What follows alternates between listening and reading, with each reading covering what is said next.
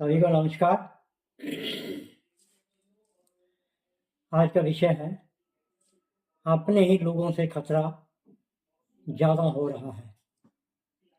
अगर हम इस विषय पर बात करते हैं, आज के दौर के अंदर सबसे जो खतरा आजकल हो रहा है, जो अपने खास साथ रहने वाले, उन्हीं से ही खतरा बढ़ता जा रहा है। अगर हम पहले खतरे की बात पर हमारे को खुद समझनी होगी भी खतरा किस बात का बढ़ता है। आज के समाज के अंदर सबसे ज्यादा खतरा परिवारों के अंदर किस तरह बढ़ रहा है। जो लोग 24 घंटे हमारे साथ रहते हैं, हमारे दोस्त भी हैं, हमारे साथ काम भी करते हैं, कोई नौकरी में साथ काम करता है, हमारे घर में अच्छा आना जाना भी होता है। उन लोगों में कुछ लोग ऐसे होते हैं जो घरों में आते जाते रहते हैं, लेकिन घरों में आते जाते साथ घर में ऐसी सेंध लगाते हैं, एक इश्क के चक्कर के अंदर वो किसी घर को बर्बाद कर जाते हैं। हम उन पे विश्वास कर जाते हैं क्योंकि किसी की गहरी दोस्ती होती है। कोई नौकरी का दोस्त होता है, कोई अपनी नेतागिरी का दोस्त होता है, कोई अपने व्यापार का दोस्त होता है। लेकिन कुछ लोग ऐसे मन के खट्टे होते हैं, वो घरों के अंदर ऐसी सेंध लगा जाते हैं, इसी के चक्कर के अंदर उस घर में किसी की जिंदगी को तबाह करके उसको घर से भगा ले जाते हैं। ऐसी सेंध लगाते हैं, घर को बर्बाद कर देते हैं। न अपना सोचते, न उस घर का सोचते जिस घर में उन्होंने इसकी सेंध लगाई। ये दौर कोई नया नहीं, ये समाज में आम देखने को मिल रहा है। भागने वाले कई बार ये नहीं सोचते, किसी के 2 बच्चे होते हैं, किसी के 3 बच्चे होते हैं, 9 बच्चों की परवाह करते, न अपने माँ बाप की इज्जत की परवाह करते, न वो अपने जीवन की परवाह करते, सिर्फ इश्क में आंधे होकर अपनी जिंदगी भी दांव पे लगा देते हैं और दूसरे की जिंदगी भी दांव पे लगा देते हैं। न समाज में बैठने लायक रहते हैं, न परिवार में वापिस आने योग्य रहते हैं। सिर्फ अपने इश्क के चक्कर में घर को बर्बाद करते हैं। ऐसे ही बहुत सारे लोग अपनी माया के चक्कर में, कोई अपने सके भाई को कत्ल कर देता है, कोई अपने माँ बाप का कर देता है, सिर्फ अपने खास अपने घर के। तो जो खतरा है, नहीं विश्वास करते हम इससे हमारे को क्या खतरा है, लेकिन वही इंसान एक खतरा बनकर सामने आ जाते हैं और जिंदगी को बर्बाद कर देते हैं। लेकिन सबसे ज्यादा सेंध कौन लगा रहे हैं? इश्क करने वाले।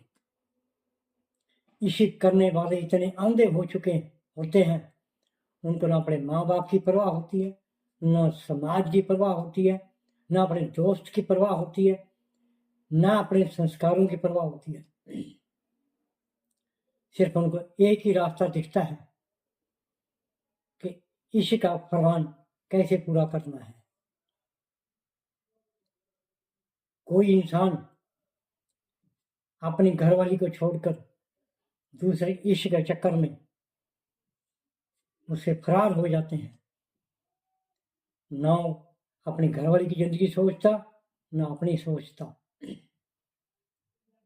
क्योंकि वो समाज में इतने अंधे हो चुके हैं मन से, उनको सिर्फ एक ही रास्ता दिखता है, इश्क का प्यार। लेकिन वो संस्कारों को भूल जाते हैं, वो जाति को भूल जाते हैं और धर्मों को भूल जाते हैं। लेकिन उन लोगों का साथ कौन देते हैं? उन लोगों का साथ भी परिवार में भी कोई ना कोई मेंबर उनका साथ देता है, तभी ये काम सिरे चढ़ते हैं। धोखा कौन देते हैं? जो लोग उनका साथ देते हैं। घर को कौन बिगाड़ते हैं? जो पड़ोसी कोई विरोधी होता है वो उनको सह देते हैं, क्योंकि वो उनके साथ मिलकर ऐसे घटिया काम का पूरा इंतजाम करते हैं। तो ऐसे इंसानों का साथ देने वाले लोग हमारे समाज के अंदर, हमारे परिवारों के अंदर है। जो खतरा, हम दुश्मन का इतना खतरा नहीं होता जितना आज के दौर के अंदर हमारे समाज के अंदर सबसे बड़ा खतरा आज इश्क का बनता जा रहा है। लोग ना अपने समाज की परवाह करते हैं, ना अपने धर्म की परवाह करते, क्योंकि ऐसे लोग न समाज के होते हैं, न परिवार के होते हैं, ना अपने मन के होते हैं।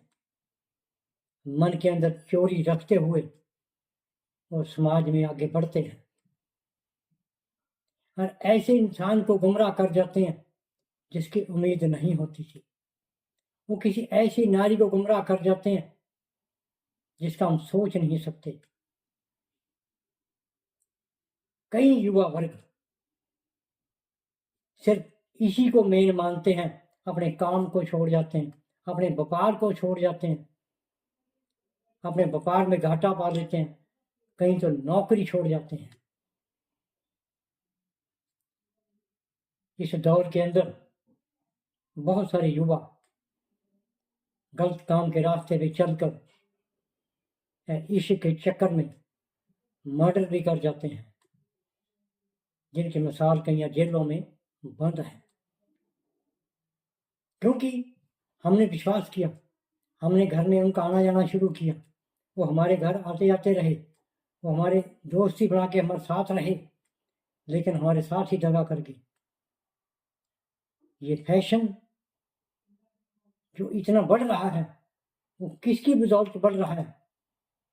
हमने दोस्ती को दोस्त नहीं समझा, उसकी गहराई की मन की शंका नहीं समझी, हम उन पर विश्वास करते रहे और विश्वासघात करते रहे। तो आज का जो दौर चल रहा है, हमारे को कम से कम दोस्त को समझना चाहिए, उसकी विचारधारा को परखना चाहिए। वो दोस्त घर पे क्यों आता है, उसकी मंशा क्या है? अगर हम किसी घर जाते हैं तो किस मंशा से जाते हैं? हम किसी परिवार में बैठते हैं किस मंशा से बैठते हैं? जब हमारे बच्चों के साथ कोई बच्चे खेलते हैं तो हमारे को ये देखना होता है भी बच्चे किस टाइप के जो खेलते हैं, इनका खेल क्या है। क्योंकि समाज को कंट्रोल करना, पहला अपने परिवार को, अपने बच्चों को कंट्रोल करना बहुत जरूरी है कि हमारे बच्चों की विचारधारा कौन हमारे घर में आकर उसको तब्दील कर रहा है। क्योंकि हम किसी को रोक तो सकते नहीं, किसी को बुरा भला नहीं कह सकते, लेकिन हम अपने परिवारों के अंदर रहकर हम अपने परिवार की देख रेख खुद तो कर सकते हैं, खुद तो जांच सकते हैं वे इंसान हमारे घर में किस लालच के लिए आते हैं, ये क्या दगा दे सकते हैं। हमेशा हमारे को आज के दौर के अंदर हर एक इंसान पे, चाहे हमारे दोस्त हों, चाहे हमारे व्यापार के साझीदार हों, चाहे हमारे मालिक हों, चाहे हमारे नौकर हों, तो सभी पे ध्यान देना आज के समय में बहुत जरूरी है। हम नौकर पे विश्वास करते हैं, हम नौकर पे घर का पूरा काम छोड़ देते हैं, लेकिन वक्त का पता नहीं होता कि नौकर क्या कर जाता है। तो ऐसी घटनाओं को समझते हुए ऐसे समाज को समझना बहुत जरूरी है, क्योंकि जब तक हम अपने समाज में अपने दायरे को नहीं समझेंगे, अपने घर के दायरे को नहीं समझेंगे, हम अपने आप को नहीं समझेंगे, हम दूसरे के बारे में कुछ नहीं समझेंगे, तो हालात ऐसे बिगड़ते रहेंगे। तो हमेशा ऐसे खतरे को कम करने के लिए अपने आप को चौकस रहना बहुत जरूरी है। हर इंसान को परखना जरूरी है, हर इंसान की बात को समझना जरूरी है। उसके माहौल को समझना जरूरी है। तो हमेशा अपने आप को संभले, माहौल को समझें, अपने दायरे को समझें, अपने परिवार पर हमेशा विश्वास रख के हमेशा कंट्रोल करें, तभी हम दूसरे के प्रति चौकस हो सकते हैं। तो ऐसे ही हम, जो खतरा बाहर से नहीं है, तो हमारे साथ जो रहने वाले हैं, तो उनसे खतरा ज़्यादा बढ़ता जा रहा है। उनको समझने के लिए हमारा दायित्व बनता है कि उनके विचारों को समझें, उनकी देख रेख देखें। तो इस विचारधारा पर चल के अपने परिवार में सुरक्षित रखने के लिए हमारी जिम्मेवारी बनती है कि हम अपने दुश्मनों को कैसे समझें, खासकर जो हमारे साथ रहते हैं उनको हम किस तरह परखना चाहिए, ये बात पर विशेष ध्यान दें। तभी हम अपने परिवार को सुरक्षित रख सकते हैं, तभी हम अपने संस्कारों को ठीक रख सकते हैं, तभी हम अपनी विचारधारा को, अपने मन शांत रख सकते हैं। ये बहुत जरूरी है। समाज को परखना, अपने दोस्तों को परखना, अपने व्यापार के दोस्तों को परखना, अपने मालिक को परखना, अपने नौकरों को परखना, ये हमारी खुद की जिम्मेवारी बनती है। जय हिंद।